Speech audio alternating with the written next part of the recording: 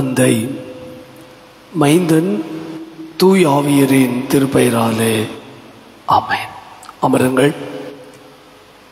அன்பானவர்களே, மற்றும் ஒரு புதிய நாளின் காலை பொழுதில் காலைதோறும் புதிதாக இருக்கிற ஆண்டோடைய வார்த்தைகளை கற்றுக்கொள்வதற்காக வந்திருக்கிற உங்கள் அத்தனை பேரையும் நேரலையில் இந்த வார்த்தைகளுக்காக எதிர்நோக்கி இருக்கிற அன்பான சகோதர சகோதரிகளையும் இரட்சகர் இயேசுவின் நாமத்தில் அன்போடு கூட நான் வாழ்த்துகிறேன்.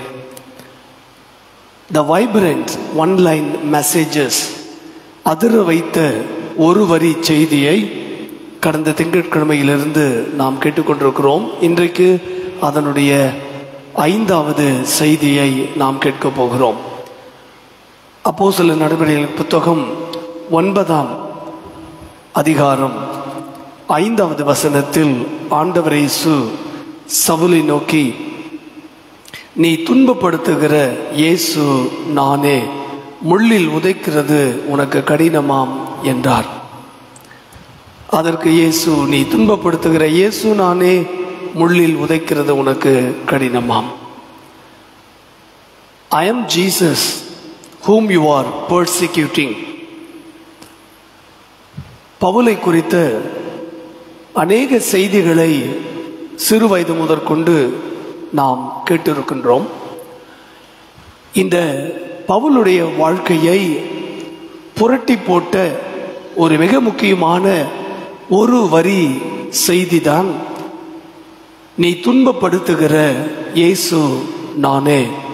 I am Jesus whom you are persecuting. நீ துன்பப்படுத்துகிற இயேசு நானே. யார் இந்த பவுல்? இந்த பவுலை பார்த்து ஆண்டவர் இயேசு இந்த ஒரு வரி செய்தியை சொல்ல வேண்டிய காரணம் என்ன? இந்த ஒரு வரி செய்தி இந்த மனிதனுடைய வாழ்க்கையை எப்படி புரட்டி போட்டது என்பதை 4 விதமான பார்வைகளோடு இந்த நாளிலே கற்றுக்கொள்ளப் போகிறோம். முதலாவது, பவுல் நான் யார் என்பதை இந்த அப்போஸ்தலர் நடபடிகளின் புத்தகத்தின் மூலமாகவும் அவர் எழுதின கடிதங்களின் மூலமாகவும் Who am I, நான் யார் என்பதை பவுல் வெளிப்படுத்துகிறதை திருமறை பகுதிகளை நாம் தொடர்ந்து வாசிக்கிற போது நாம் அறிந்து கொள்ள முடியும். அதற்கு அப்போஸ்தலர் 22ஆம் அதிகாரம், 23ஆம் அதிகாரம், பிலிப்பியர் 3ஆம் அதிகாரம், 2 கொரிந்தியர் 11ஆம் அதிகாரம், இவைகளை எல்லாம் நாம் வாசித்து பார்த்தால் the self explanation of Paul, whom am I, நான் யார் என்பதற்கான ஒரு சுய விளக்கத்தை பவுல் சொல்லுவதை இந்த பகுதியில் வாசிக்கலாம். நான் சற்று வேகமாக நான் சொல்லி போகிறேன். நான் இப்பொழுது சொன்ன திருமறை பகுதிகளை நீங்கள் வீட்டிலே போய் வாசித்து பாருங்கள். அருண் அருண் கொஞ்சம் வால்யூம் கொஞ்சம் குறை. I am a Jew born in Tarsus of Cilicia and brought up in Jerusalem. அவர் சொல்லுகிற முதல் குறிப்பு, நான் தர்சு பட்டணத்தை சேர்ந்த ஒரு யூதன், சிசிலியா பட்டணத்திலே வளர்க்கப்பட்டவன். பிறப்பால் இந்த சவுல் ஒரு யூதன், யூத பெற்றோருக்கு பிறந்தவர்.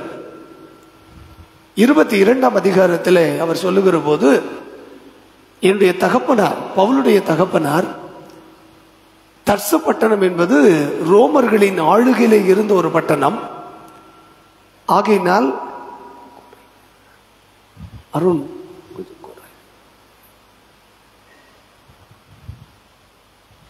அவருடைய தகப்பனார் ரோம இராணுவத்தில் பணியாற்றியது நிமித்தமாக அவருக்கு 2 வகையான குடியுரிமை கொடுக்கப்பட்டது. ஒன்று, பிறப்பால் அவர் யூதர். 2வது, அவருடைய தகப்பன் ரோம இராணுவத்தில் பணி செய்ததினாலே அவருடைய குடும்பத்திற்கு ரோமர்களுக்கான குடியுரிமையும் அவர்களுக்கு கொடுக்கப்பட்டிருக்கிறது.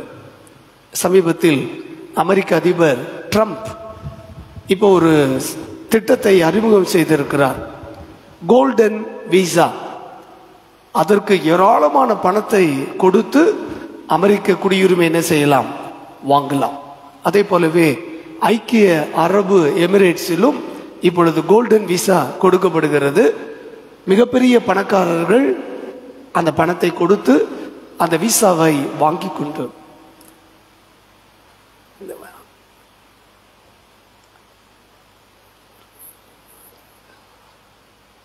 அந்த விசாவை அவர்கள் வால்யூம் கொஞ்சம் குறைப்பாங்க, அதனுடைய வால்யூம் மானிட்டர் வால்யூம்.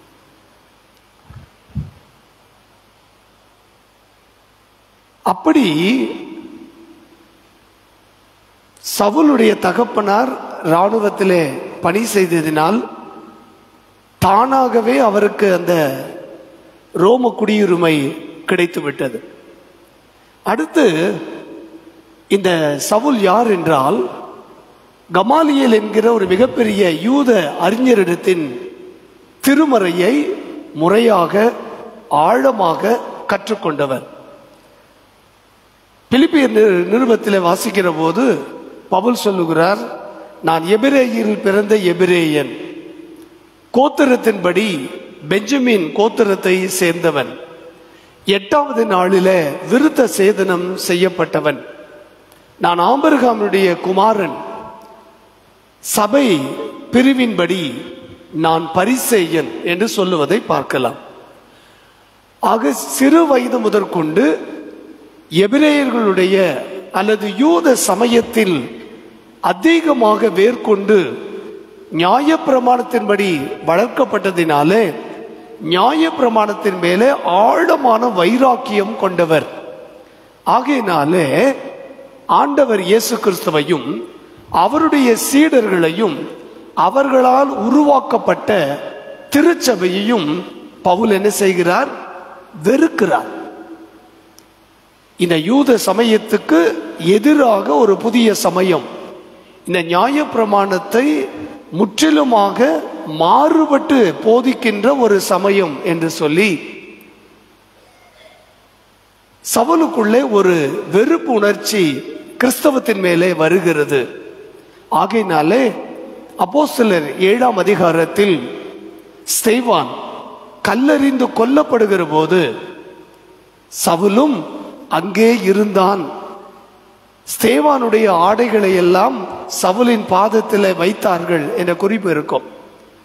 8ஆம் அதிகாரத்தை நீங்கள் பார்த்தால் 8ஆம் அதிகாரத்தில் சவுல் வீடுகளுக்குள்ளே புகுந்து சபையை பாழாக்கி கொண்டிருந்தான்.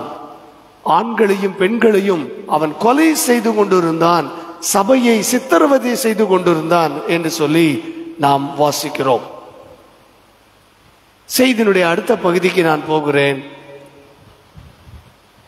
சவுலை குறித்த இயேசுவின் பார்வை, அவர் லார்ட்ஸ் வியூ ஆன் பால். இப்படி இருக்கிற இந்த சவுலை ஆண்டவர் சந்திக்க வருகிறார். அதற்கான காரணம் என்ன? திருமறையை புதிய ஏற்பாட்டை ஆழமாய் படித்தால் நம்முடைய ஆண்டவர் தம்முடைய ஊழியத்திற்காக பலரையும் ஆண்டவர் பயன்படுத்துகிறார். Our Lord uses the uneducated fisherman and the well-educated Paul. படிப்பறிவே இல்லாத மீனவர்களையும் ஆண்டவர் என்ன செய்கிறார்? பயன்படுத்துகிறார். மெத்த படித்த பவுலையும் ஆண்டவர் என்ன செய்கிறார்? பயன்படுத்துகிறார். இரண்டாவது, our Lord uses the gentle natured disciples and the fury natured Paul. மென்மையான சீடர்களையும் ஆண்டவர் பயன்படுத்துகிறார். மூர்க்கமாயிருந்த பவுலையும் ஆண்டவர் என்ன செய்கிறார்? பயன்படுத்துகிறார்.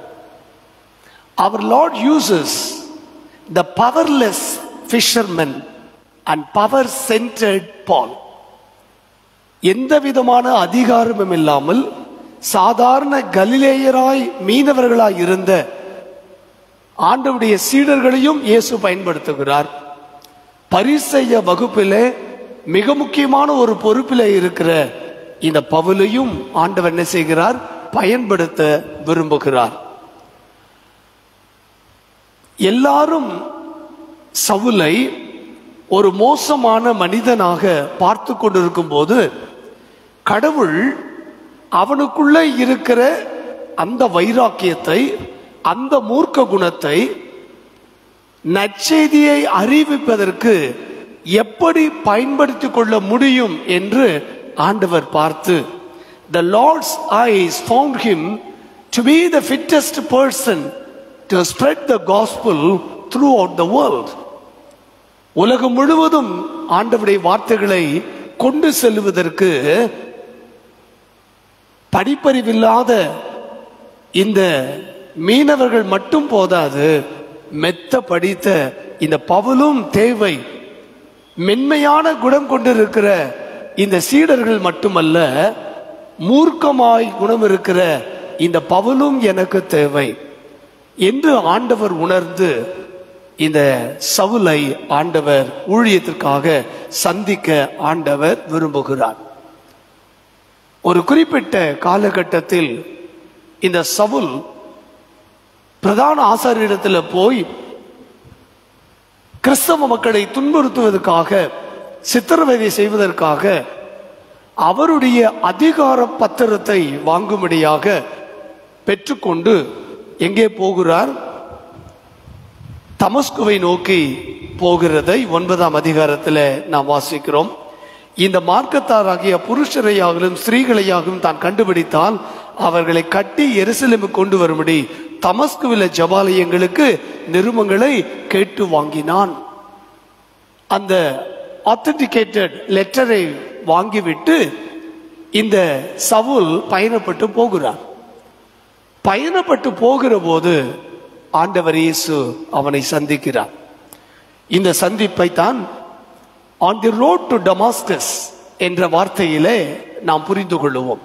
தமஸ்கு செல்லுகின்ற வழியில, on the road to Damascus, தமஸ்கு செல்லுகிற வழியில ஆண்டவர் இயேசு இந்த சவுலை சந்திக்கிறார். அப்படி சந்தித்து ஆண்டவர் என்ன செய்கிறார்? ஒரு காலத்தில் கிறிஸ்தவர்களை துன்புறுத்தி கொண்டிருந்த இந்த சவுலை கிறிஸ்துவுக்காக துன்பங்களை ஏற்றுக்கொள்ளுகிற மனிதனாக ஆண்டவர் மாற்ற விரும்புகிறார். இதற்கு முன்பு வரை சவுலினுடைய அடையாளம் என்னவென்றால், he was the persecutor of Christian community. கிறிஸ்தவ சமூகத்தை துன்பப்படுத்துகிற மனிதன், அதுதான் சவுலுடைய அடையாளம். அப்போஸ்தலர் 9ஆம் அதிகாரத்தில் 13வது வசனத்தில் அனனியா ஆண்டவரிடத்தில் சொல்லுகிறதை நீங்கள் வாசித்தால், ஆண்டவரே, இந்த மனுஷன் எருசலேமில் உள்ள உம்முடைய பரிசுத்தவான்களுக்கு எத்தனையோ பொல்லாங்குகளை செய்தான் என்று அவனை குறித்து அநேகரால் கேள்விப்பட்டிருக்கிறேன். So this was the identity of Saul. He was a persecutor. கிறிஸ்தவ மக்களை துன்புறுத்துகிறவன், அதுதான் அவருடைய அடையாளம். ஆனால் இப்பொழுது ஆண்டவர் அந்த மனிதனை கிறிஸ்துவுக்காக துன்பங்களை ஏற்றுக்கொள்ளுகிற மனிதனாய் ஆண்டவர் மாற்ற விரும்புகிறார். அதே அதிகாரத்தில் நீங்கள் வாசித்தால் 15வது வசனத்தில், அதற்கு கர்த்தர், நீ போ, அவன் புற ஜாதிகளுக்கும் ராஜாக்களுக்கும் இஸ்ரவேல் புத்திரருக்கும் என்னுடைய நாமத்தை அறிவிப்பதற்காக நான் தெரிந்து கொண்ட பாத்திரமாய் இருக்கிறான். அவன் என்னுடைய நாமத்து நிமித்தம் எவ்வளவாய் பாடுபட வேண்டும் என்பதை நான் அவனுக்கு காண்பிப்பேன் என்றார். This was a transformation in the life of Saint Paul. ஆகவே கர்த்தர் இந்த தமஸ்கு செல்லுகிற பாதையில சவுலை சந்தித்து துன்புறுத்தி கொண்டிருக்கிற மனிதனை கிறிஸ்துவுக்காக துன்பங்களை சுமக்கிற மனிதனாக ஆண்டவர் மாற்ற விரும்புகிறார். அவனுடைய பார்வை போகிறது, கீழே விழுகிறான். அவனுக்குள்ளே ஒரு சத்தம் கேட்கிறது. அந்த சத்தம் அவனுடைய வாழ்க்கையை மாற்றுகிறது. அந்த ஒரு வரி செய்தி அவன் உள்ளத்தை உடைத்து போடுகிறது. ஆண்டவரே, நீர் யார் என்றான். அதற்கு கர்த்தர், நீ துன்பப்படுத்துகிற இயேசு நானே. புதிய ஏற்பாட்டு முழுமையும் நீங்கள் வாசித்து பார்த்தால் ஆண்டவர் இயேசு ஒரு மனிதனிடத்துல தன்னை அறிமுகப்படுத்துகிறதை வித்தியாசமான சூழ்நிலைகளிலே வித்தியாசமாக ஆண்டவர் தன்னை அறிமுகப்படுத்துவதை நற்செய்தி நூல்களிலே நீங்கள் வாசிக்கலாம். பிலாத்து இயேசுவை பார்த்து கேட்கும்போது, நீர் யார்? உன்னை எல்லாரும் யூதருடைய ராஜா என்று சொல்லுகிறார்களே, நீர் யூதருடைய ராஜாவா? ஆம், அவர்கள் சொல்லுகிறபடிதான். இப்படி ஆண்டவர் பதில் சொல்லுவதை பார்த்திருக்கலாம். திருச்சபை உருவானதற்கு பிறகு பேதுரு இயேசுவை இந்த உலகத்துக்கு அறிவிக்கும் போது, இயேசு கிறிஸ்துவுடைய பாடு மரணங்களை சொல்லி அறிவிக்கின்ற பொழுது அப்போஸ்தலர் 2ஆம் அதிகாரம் 32ஆம் வசனத்திலும் 36வது வசனத்திலும் இயேசுவை எப்படி அறிமுகப்படுத்துகிறார் என்றால், 32வது வசனம், இந்த இயேசுவை தேவன் எழுப்பினார், இதற்கு நாங்கள் எல்லாரும் சாட்சிகளாய் இருக்கிறோம். திஸ் ஜீசஸ் என்று பேதுரு அறிமுகப்படுத்துவார். 36வது வசனத்தில், ஆகையினால் நீங்கள் சிலுவையிலே அறைந்த இந்த இயேசுவையே தேவன் ஆண்டவரும் கிறிஸ்துவும் ஆக்கினார், இந்த இயேசுவையே. இப்படி பேதுரு அறிமுகப்படுத்துவார். ஆனால் வேதாகமத்தில் ஒரே ஒரு முறை ஒரே ஒரு இடத்துல ஆண்டவர் நாம் அறிமுகம் படுத்திக் கொள்வது போல தன்னை சவுலுக்கு அறிமுகப்படுத்துகிறார். இல்லையா? ஒரு இடத்துக்கு போறோம் அப்படின்னா நம்ம என்ன சொல்லுவோம்? ஐ எம் விக்டர் பிரேம்குமார், நான் விக்டர் பிரேம்குமார், உங்களை சந்திக்க நான் வந்திருக்கிறேன், அப்படிதான் சொல்லுவோம். என் பேர் விக்டர், இப்படிதான் அறிமுகப்படுத்துவோம். அப்படி ஆண்டவர் சவுலிடத்துல தன்னை அறிமுகப்படுத்துகிறார். ஐ எம் ஜீசஸ், நான் தான் இயேசு. இல்லையா? I am Jesus. திருமறையில மிக மிக அழகான ஒரு அறிமுகம், மிக மிக அர்த்தமுள்ள ஒரு அறிமுகம், மிக மிக ஆழமான ஒரு அறிமுகம், மிக மிக இருதயத்தை உடைக்கக்கூடிய ஒரு அறிமுகம். இதற்கு முன்பு நீ என்னை சந்தித்ததில்லை, இதற்கு முன்பு என் சத்தத்தை நீ கேட்டதில்லை, இதற்கு முன்பு நான் யார் என்பதை நீ தெரிந்து கொண்டதுமே இல்லை. So I want to introduce myself with you. ஆகவே உன்னோடு கூட நான் என்னை அறிமுகப்படுத்திக் கொள்ள விரும்புகிறேன். I am Jesus whom you are persecuting. நீ துன்பப்படுத்திக் கொண்டிருக்கிறாயே, அந்த இயேசு நான் தான் என்று சொல்லி முதன்முறையாக சவுலுக்கு ஆண்டவர் இயேசு தன்னை அறிமுகப்படுத்துவதை இந்த பகுதியில வாசிக்கலாம். இந்த ஒரு வரி செய்தியில 2 பக்கங்கள் இருக்கிறது. ஒரு பக்கம் ஆண்டவர் இயேசுவுக்காக துன்பங்களை ஏற்றுக்கொள்ளுகிற மக்களுக்கு ஆறுதலின் செய்தி. நான் தான் இயேசு, நீ துன்பப்படுத்துகிற இயேசு நான் தான் என்று சொல்லும் போது ஒரு புறத்தில் அது என்ன செய்தியை கொடுக்கிறது? கிறிஸ்துவுக்காக துன்பங்களை ஏற்றுக்கொள்கிற மக்களுக்கு அது ஆறுதலையும் நம்பிக்கையும் கொடுக்கிறது.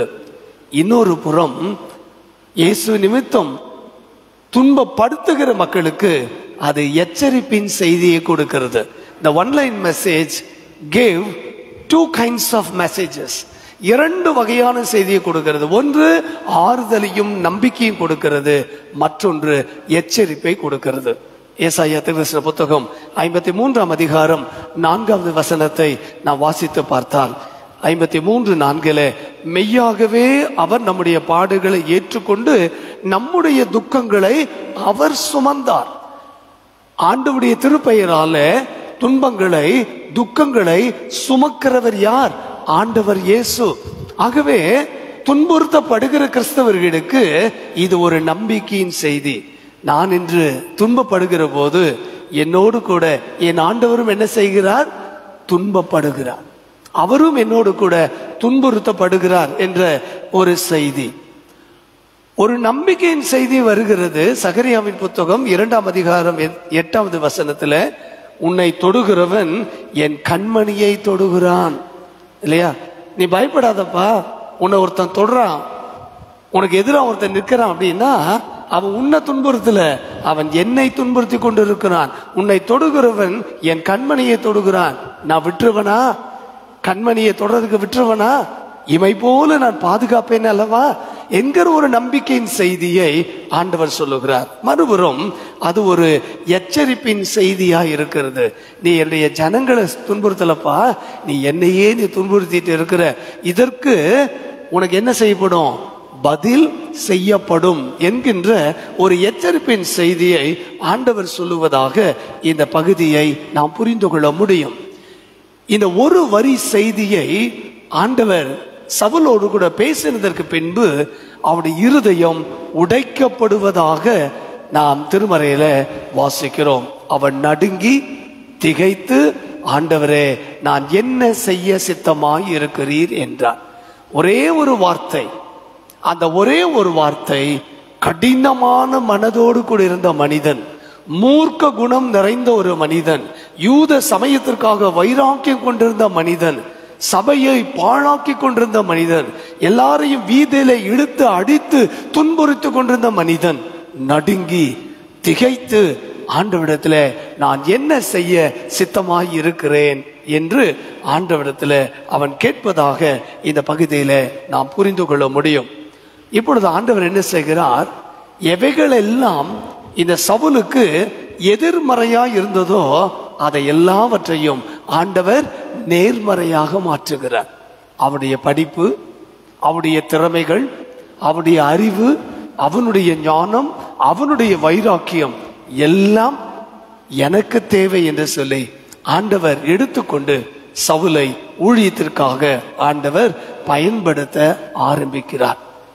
சவுலின் காலத்தில் சவுல் பயணப்படாத இடங்களே இல்லை என்று சொல்லத்தக்கதாக பல நாடுகளுக்கு சென்று ஆண்டவர் இயேசுவை, தனக்கு அறிமுகமான இயேசுவை, தன்னோடு கூட பேசின இயேசுவை, தன் வாழ்க்கையை மாற்றின இயேசுவை, தன் இதயத்தை உடைத்த இயேசுவை உலகமெங்கும் போய் இந்த இயேசுவை நான் சந்தித்திருக்கிறேன், இந்த இயேசு என்னோடு கூட உரையாடி இருக்கிறார், இந்த இயேசு என் இதயத்தை உடைத்திருக்கிறார், இந்த இயேசு என் வாழ்க்கையை மாற்றி இருக்கிறார், அந்த இயேசுவை உங்களுக்கு நான் அறிமுகப்படுத்துகிறேன் என்று சொல்லி உலகமெங்கும் பயணித்து ஆண்டவருடைய திருச்சபையை கட்டினார். அது மாத்திரமல்ல, ஏராளமான கடிதங்களை திருச்சபைக்கு எழுதினார்.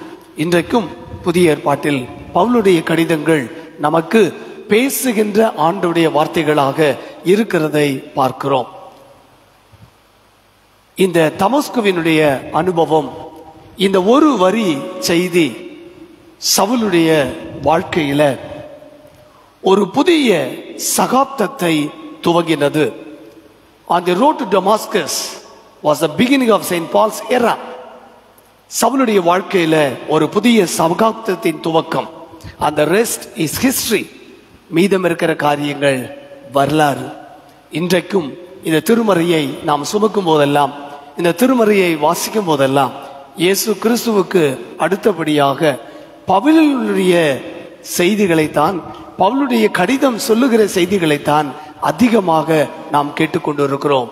அதற்கு அடித்தளமாய் இருந்தது அந்த ஒரு வரி செய்தி, நீ துன்பப்படுத்துகிற இயேசு நானே, I am Jesus whom you are persecuting. இப்ப எல்லாருக்கும் சவுல் சவுல்னா ஐயர் சொல்லிருக்காரு, அவர் எப்ப பவுலா மாறினாரு, இந்த ஒரு சந்தேகம் எல்லாருக்குள்ளே வரும். சவுல் பவுலாக என்ன செய்யல, மாறவில்லை. சவுல் என்பது அவருடைய பெற்றோர் அவருக்கு வைத்த எபிரேய பெயர். சவுல் ராஜா இருக்கார் இல்லையா, அவர் மாதிரி அவருடைய கோத்திரத்திலே, பெஞ்சமின் கோத்திரத்திலே பிறந்தவர் ஆகையினால அவருடைய பெற்றோர் சவுல் ராஜாவின் நினைவாக இவருக்கு என்ன பெயர் வச்சிருக்காங்க, சவுல் என்று பெயர் வைத்திருக்கிறார்கள்.